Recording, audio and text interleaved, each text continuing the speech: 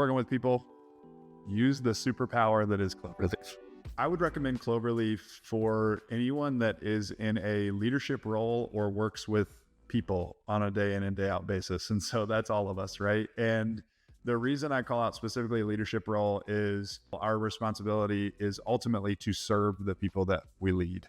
The best thing that I can do to serve my people well is to understand them and understand how they might experience different information or circumstances. And Cloverleaf is like a superpower for me to be able to do that well, and then bring them information, bring them situations, bring them the next step in a project in a way that I know is going to set them up for success, to share that context in a way that they can receive it well so that they can really do their best work in return.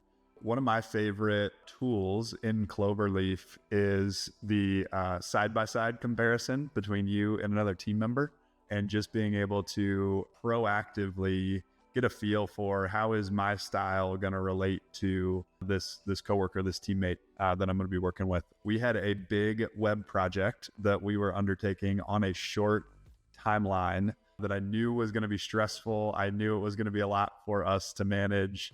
And our web designer and developer is awesome, really talented, really capable. And I wanted to be able to execute on that project really well. So I went to that side-by-side comparison proactively. And before kicking off the project internally, was able to just to get some awesome tips around how my style might conflict with hers in some areas, especially given the stress and the tension of a short turnaround time.